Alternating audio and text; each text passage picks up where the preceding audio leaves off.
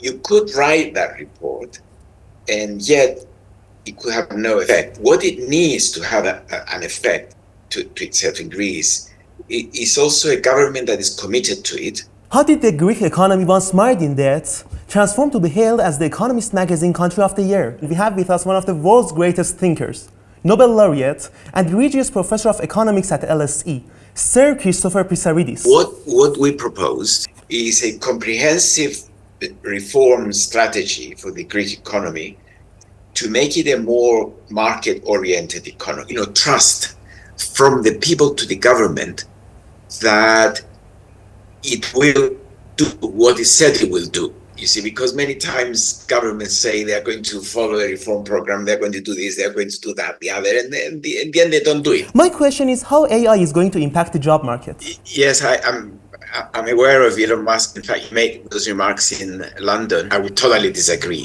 I don't think there is evidence yet that AI will replace all, or that it could replace all jobs in the labor market. Conditions like in management, in business, for example, this creativity that we have, that AI will never be able to do. People say, oh, AI can write music anyway as well as anyone. I just don't believe that it. You had a caution for younger generations that are solely focusing on STEM subjects rather than empathic skills and creative skills. Could you expand your view and why you think empathic and creative skills will thrive in a world of artificial intelligence? Those need social skills, how to deal with people, how to come into an agreement, how to negotiate. You don't want to go out to a nice location, a nice restaurant, or to watch some good entertainment and discover that it's all machine generated. That's not human nature. The sense in which, don't all go into mathematics. How did the Greek economy, once mired in debt, transform to be hailed as the Economist magazine Country of the Year? And secondly, how is artificial intelligence reshaping the job market? To explore these two important questions, we have with us one of the world's greatest thinkers, Nobel laureate and Regius Professor of Economics at LSE, Sir Keristofer Pisaridis. Professor, thank you for joining us today. Thank you very much. It's a pleasure to be here. I would like to start with Elon Musk. Elon Musk says AI will take all the jobs away. But you said in your article, Why Worry About Automation, that historical evidence shows that labor replacing technological innovation doesn't lead to long-term change in employment and unemployment rates in industrial countries. My question is how AI is going to impact the job market? Yes, I'm aware of Elon Musk. In fact, he made those remarks in London. I have to say that the way that he's been reported and the way you mentioned now what he said, I would totally disagree. However, I went back and read more carefully what he said, and he wasn't quite so determinist. What he was saying, that AI has the ability to replace all jobs, and maybe one day will not be doing any work. That's just to be fair to the man, because he's a great man, as we all know. However, I disagree with the second statement as well. First, I don't think there is evidence yet that AI will replace all, or that it could replace all jobs in the labor market. I can give you many examples. One of them is one that has received a little bit of publicity recently, which is what we call empathetic work. Take, for example, sick people, older people who might need some care. I don't think there is anything now in the technology that will tell us that there will be a robot with sophisticated AI and soft touch to look after these people that would understand their needs and take care of them. I think we will have to rely on human hands for that. There are many other examples even higher up, because when I use these examples, it's because they're simpler to explain. And people say, oh, so we are not going to, the AI is not going to take our jobs because we'll all be able to look after each other. It's a very important job to look after is sick or older people in need. Don't run it down.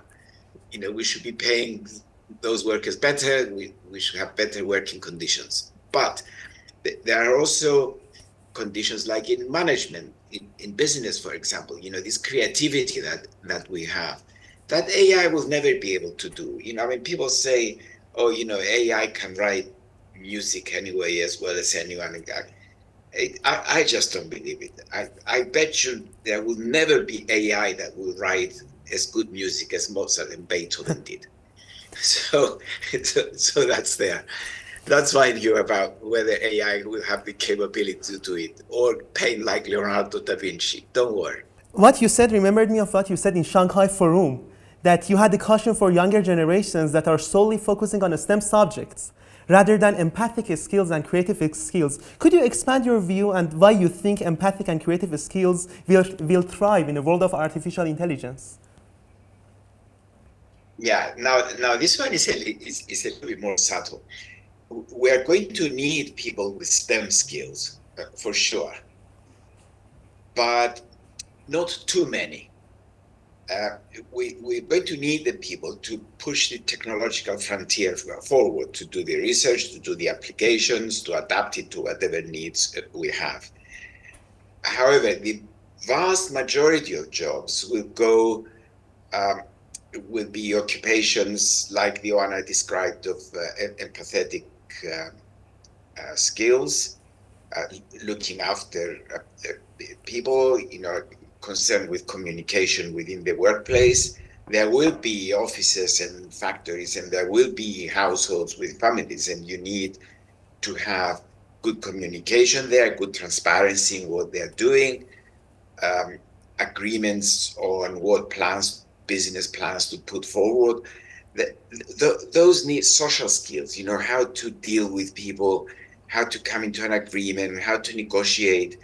And those will not be taken over by AI. Those are complementary to AI in the sense that AI will be providing the statistical information.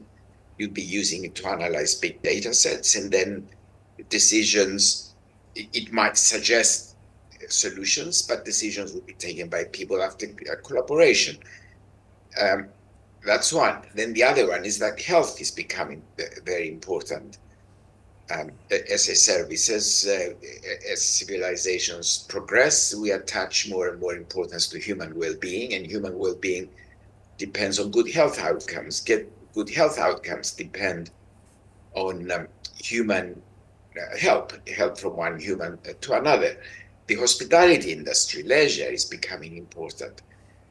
There, you don't want to go out to a nice location, a nice restaurant, or to watch some good entertainment and discover that it's all machine generated.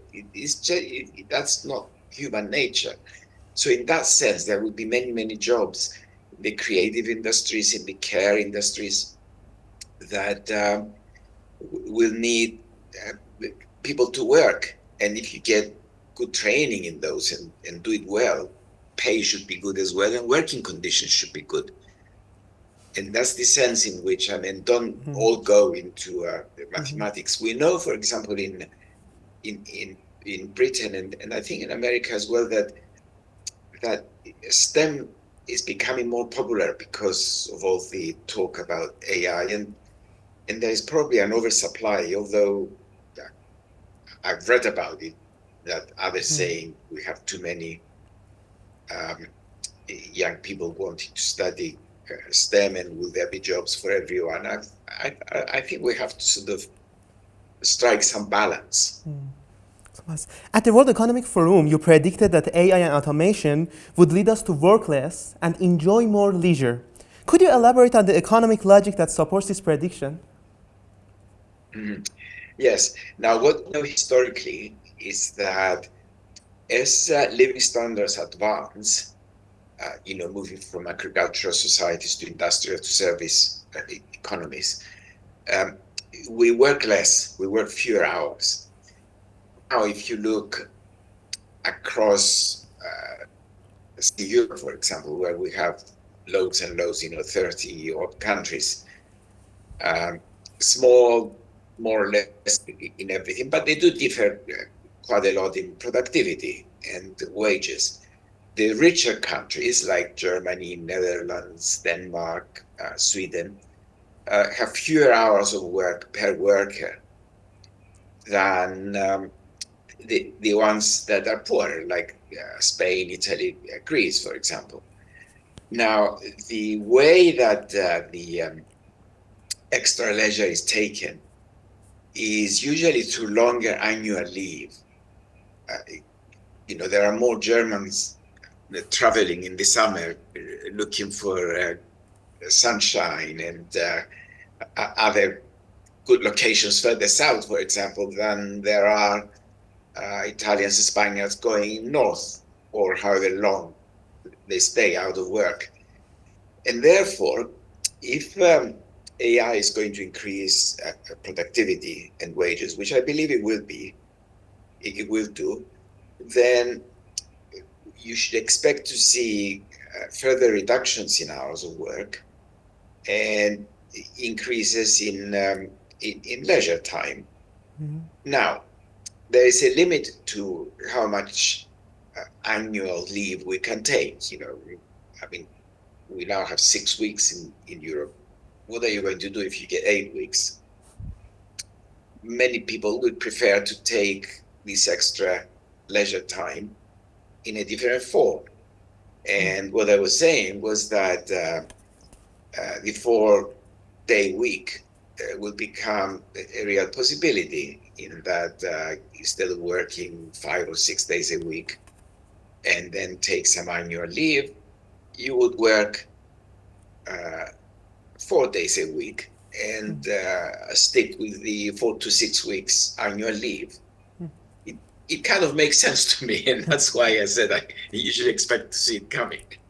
It makes sense to me too. I'm optimistic a little. And let's delve into the second part of our interview, Greece's economic transformation. Reflecting on your growth plan for Greece as presented at LSE, its relevance extends beyond Greece, serving as a useful guide for policymakers in small European countries on how to increase competitiveness and effectively leverage the European market. What were the key strategies you proposed that contributed to Greece's remarkable turnaround? Yes, now here it's a little bit subtle again in the way you think about it.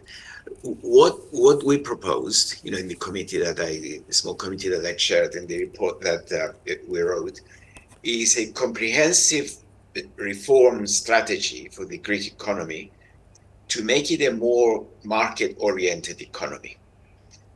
Because Greece is part of the European Union, which is obviously a market economy. It has to compete with the others because there is no restriction in the movement of trade, goods, services, people, capital, and all that. So it's an open, competitive environment. So what Greece needed was to become a more flexible economy, driven more by the market, finding that it can produce comparative advantage on those. And that's what our report was on.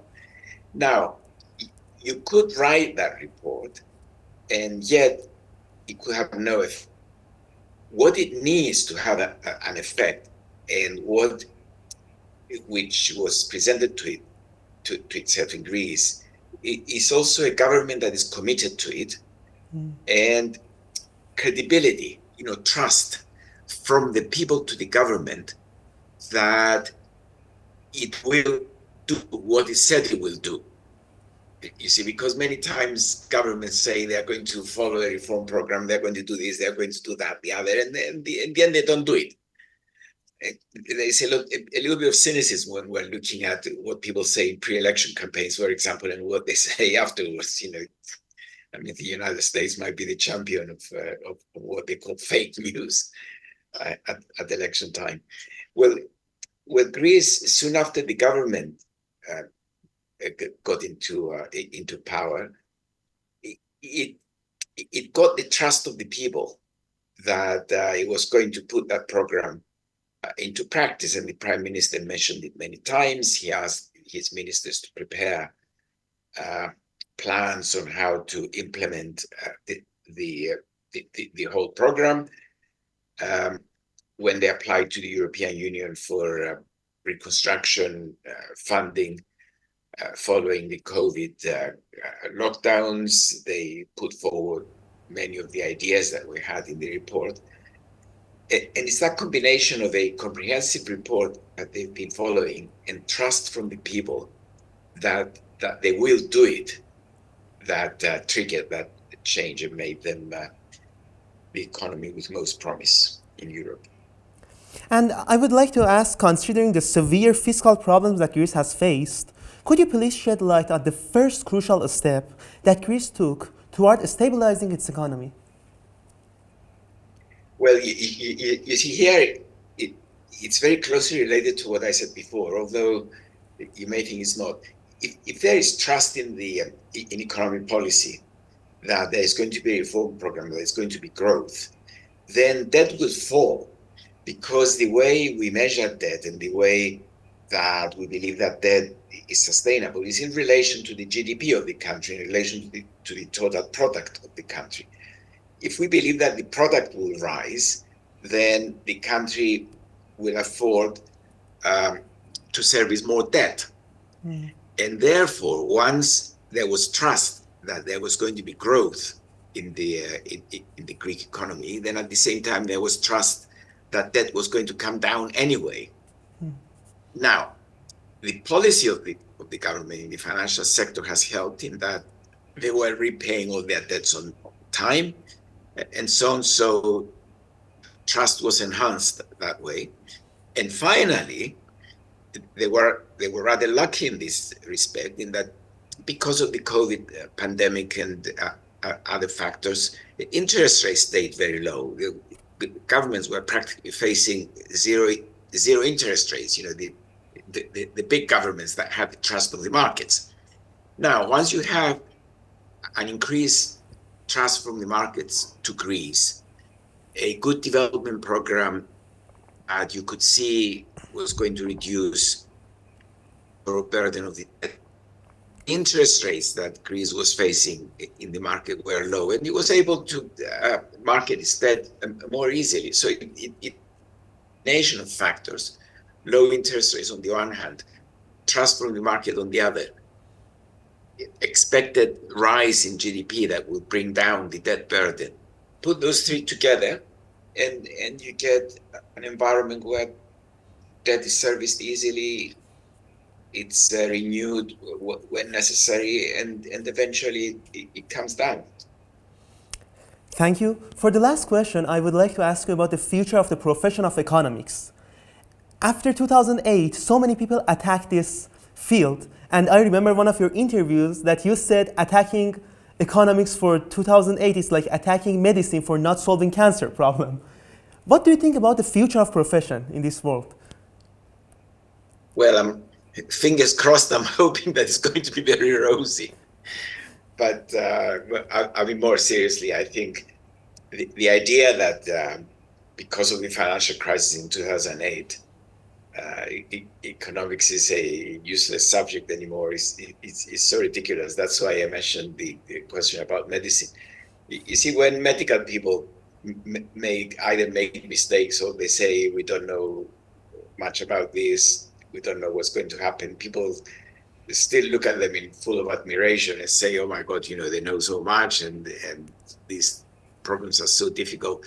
Well, economic problems are difficult as well. You know, like the 2008 crash, it was so complicated to see all the financial interconnections that existed in the world, and quite amazing actually to see, even as late as 2008, to see what fundamental positions the big American banks had in the global financial system. I mean, that was fairly obvious in the 1970s and 80s, but that it would be like that up to 2008, I think it surprised many people. You know, the collapse of Lehman, for example, was such a big shock to the system that 15, 20 years later, we're still talking about it, that it's caused the crisis. Well, how do you expect the poor economists to know all those things? You know, we're working on it. it's work in progress. We are only a science of 250 years old. So we need more good economists. That's my conclusion after. Professor Pisaridis, it has been an absolute honor discussing these issues with you. Your insights into Greece's economic revival and the future of work in the age of generative AI are not just informative but inspiring. Thank you for joining us in this engaging conversation. Thank you very much. It's been a pleasure talking to you.